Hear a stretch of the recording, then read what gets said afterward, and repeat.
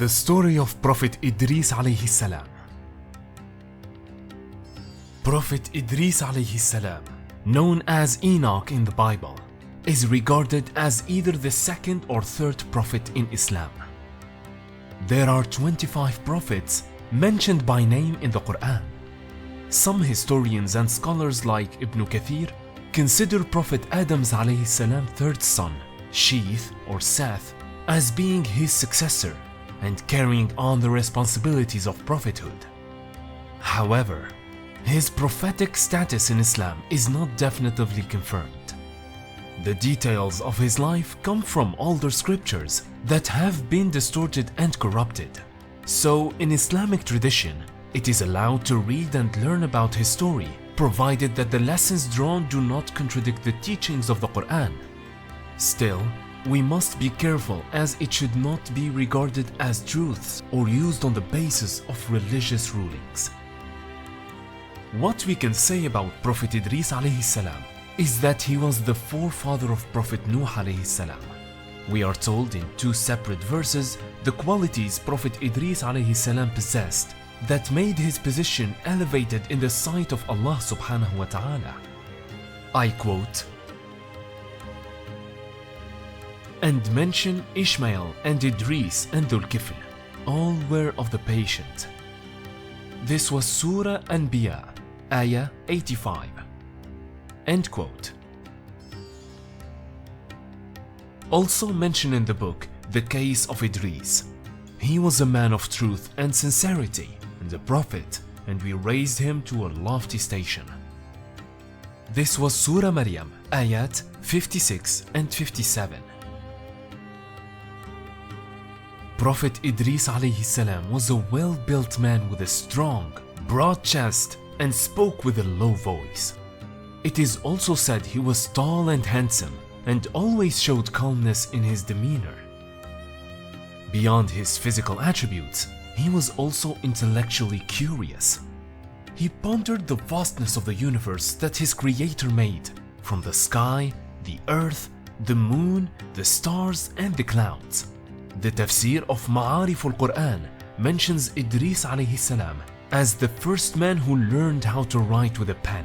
He had knowledge of astrology and mathematics and was credited as an inventor of many things. Birth and prophethood. He was born during the lifetime of Prophet Adam alayhi salam. It is believed he was from amongst the followers of Sheeth and ruled the progeny of Adam alayhi salam following the death of Sheeth. Idris alayhi salam was a sincere servant of Allah subhanahu wa ta'ala.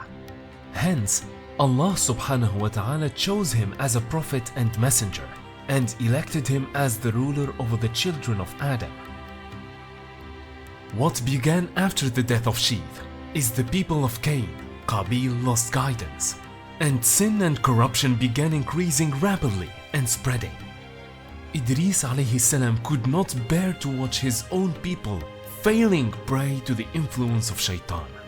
So Allah subhanahu wa ta'ala instructed Prophet Idris to call for jihad, the holy war, against corrupt followers of Qabil. Idris was the first prophet and messenger in the history of Islam to perform jihad against corruption.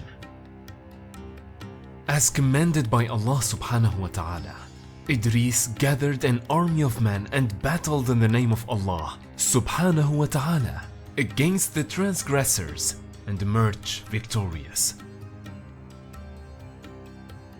Prophet Idris alayhi salam's victory over transgressors.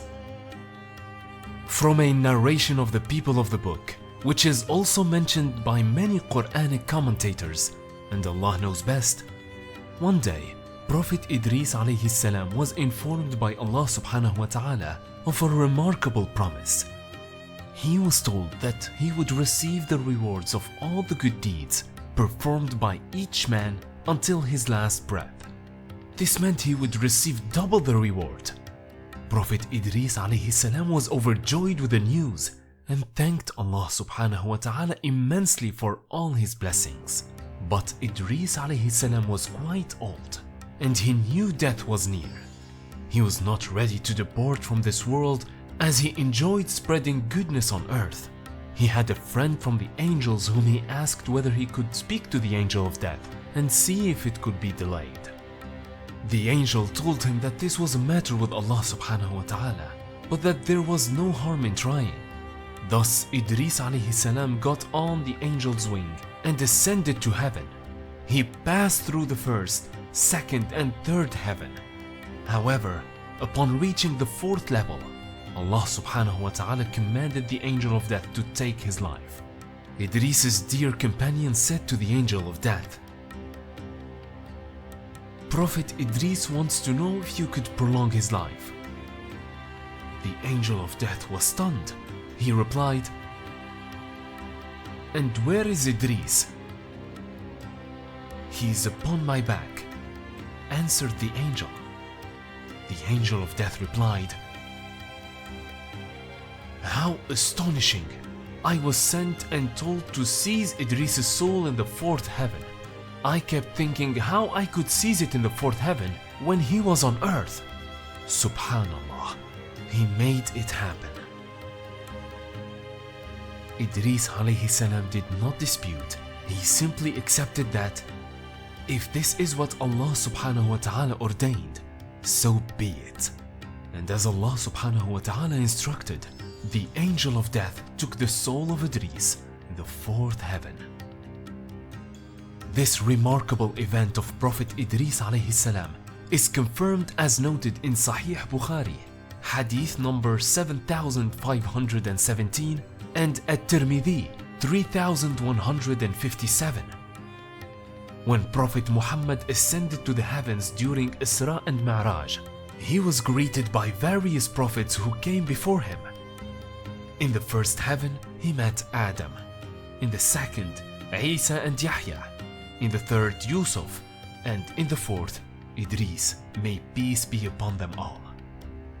This context brings deeper meaning to the verse where Allah subhanahu wa ta'ala says Idris alayhi salam was elevated to a high station.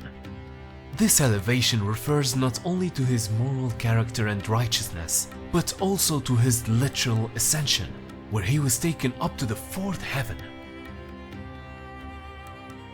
Following the death of Prophet Idris alayhi salam, corruption began to increase rapidly again. Several generations later, with no prophetic guidance, Shaitan succeeded in influencing the children of Adam to commit their first act of shirk, polytheism. Teachings of Prophet Idris alayhi salam. Being the one who first wrote with a pen, there are some quotes and sayings that are attributed as being from the teachings of Prophet Idris alayhi salam. And here they are. Number 1. Happy is he who looks at his own deeds and appoints them as pledgers to his Lord. Number 2. None can show better gratitude for Allah's favor than he who shares them with others. Number 3. Do not envy people for what they have, as they will only enjoy it for a short while. Number 4. He who indulges in excess will not benefit from it. And number 5.